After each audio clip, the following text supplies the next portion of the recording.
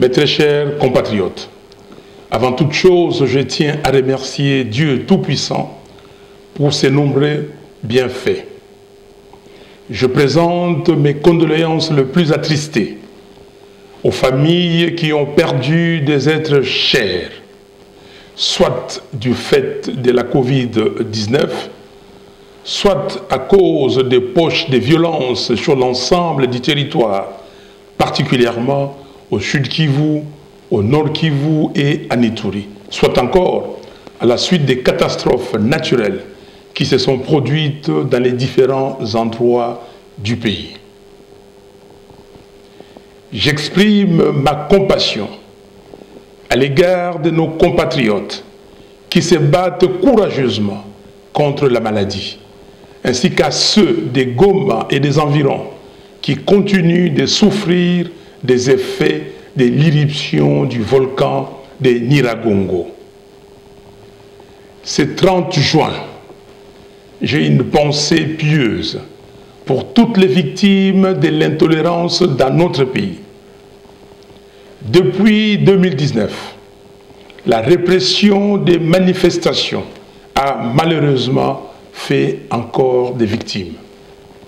Je pense particulièrement à Paluku Kamala Defao, froidement éliminé le 30 juin 2019 à Goma. À Obadi Mouindo, tué à Beni le 23 novembre 2019. À Freddy Kambale, abattu à Goma le 21 mai 2020.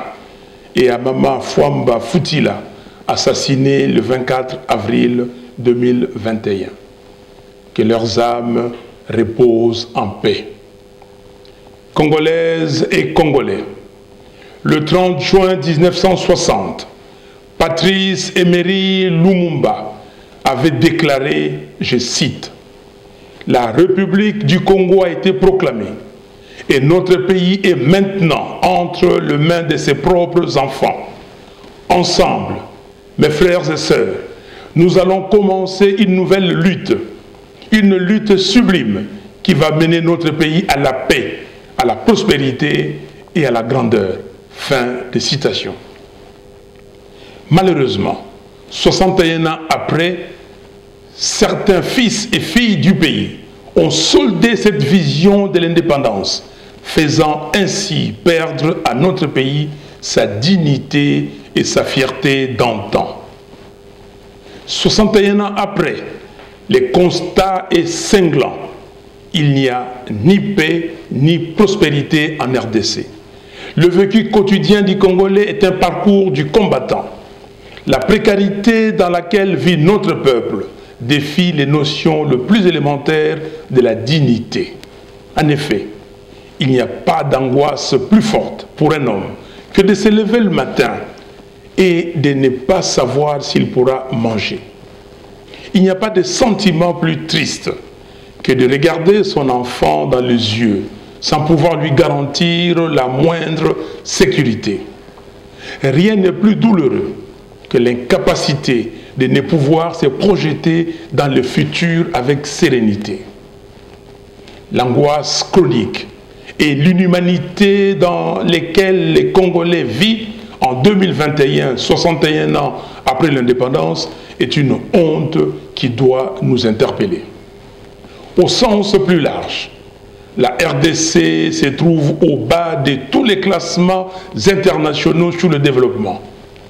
Depuis 1960, le pays est en chute libre économique. Et malgré les discours sur ses diverses potentialités, la réalité est que les régimes successifs se sont caractérisés par une mégestion dont les conséquences sont visibles aujourd'hui. Dans quel état psychologique se trouvent aujourd'hui les Congolais qui avaient nourri et fondé tant d'espoir à l'avènement d'un nouveau pouvoir, censé être porteur de changements dans leur vie quotidienne? Ces Congolais qui n'arrivent pas à évacuer leurs récoltes, faute de routes, et ces familles qui voient leurs enfants mourir par manque de centres de santé et d'ambulances dans leur contrée, mais qui apprennent qu'on a généreusement offert 500 véhicules d'une valeur de 27,5 millions de dollars aux députés parce qu'ils ont obéi à un mot d'ordre. Dans quel état se trouvent ces Congolais clochardisés et malnutris qui apprennent qu'on a détourné 205 millions de dollars du projet du parc agro-industriel de Bukangalonzo et que le dossier a été classé sans suite, comme l'affaire de 15 millions de dollars de pétroliers? Que disent les millions de chômeurs congolais quand ils apprennent que la Commission électorale nationale dite indépendante a dépensé près d'1 milliard de dollars du contribuable congolais sans rendre le moindre compte? Comment se sentent les populations sinistrées d'Ouvira, de Goma et de tant d'autres territoires du pays qui apprennent qu'un groupe de nouveaux riches dilapide chaque jour l'argent de l'État? Que dire alors des éléments de nos forces armées et de sécurité qui n'ont pas suffisamment de rations alimentaires et d'équipements lorsqu'ils apprennent qu'une grosse partie des 450 millions de dollars affectés au programme de 100 jours a été dilapidée? Que pensent les enseignants, le médecin et les fonctionnaires qui savent qu'un petit groupe au pouvoir s'enrichit de manière scandaleuse avec l'argent de l'État? Comment ces millions de Congolais qui n'ont pas accès aux services sociaux de base, eau, électricité, habitat, hygiène, santé, transport, vivent-ils leurs conditions quand on leur dit à longueur de journée que les entreprises publiques sont saignées à blanc par le mandataire public en toute impunité? En vérité, des termes tels que état de droit, bonne gouvernance, gratuité de l'enseignement et lutte contre la corruption sont utilisés par le pouvoir en place comme de simples slogans. Le Parlement, dont l'un des rôles principaux est de contrôler l'action du gouvernement, est devenu le miroir de la corruption. Entre-temps, les régimes usurpateurs du pouvoir du peuple cherchent à tout prix à museler la population et à bâillonner les libertés d'expression et des manifestations. En effet, depuis 2019, toutes les marches que Lamuka a organisées ont été systématiquement et violemment réprimées. Cette répression a atteint son point culminant le 24 avril dernier, avec mort d'hommes et de nombreux blessés graves. Nous avons encore en tête la barbarie des forces de l'ordre exercée sur les femmes de Béni lors de leur marche pacifique le 22 avril, ainsi que les passages à tabac et l'arrestation abusive des élèves de Béni le 29 avril pour avoir exigé la sécurité dans leur territoire. Et pour restreindre davantage les libertés individuelles, un état de siège sans planification a été décrété en Ituri et au nord Kivu.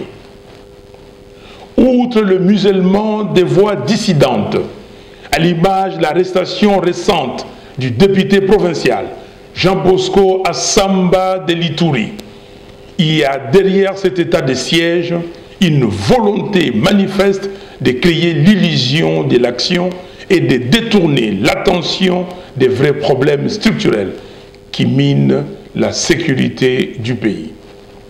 En effet, il n'est un secret pour personne que notre armée est infiltrée par des éléments étrangers qui la rongent de l'intérieur.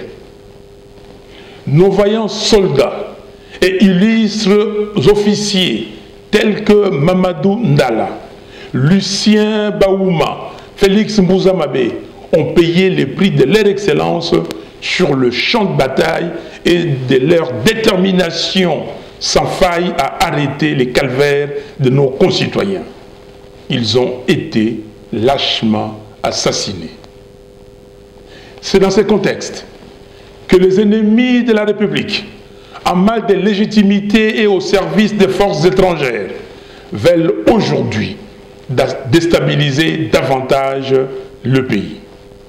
Ils surfent sur la corde tribale, alors que notre pays a, au fil des années, bénéficié de la cohésion nationale et défendu son intégrité territoriale malgré les guerres qui lui ont été imposées.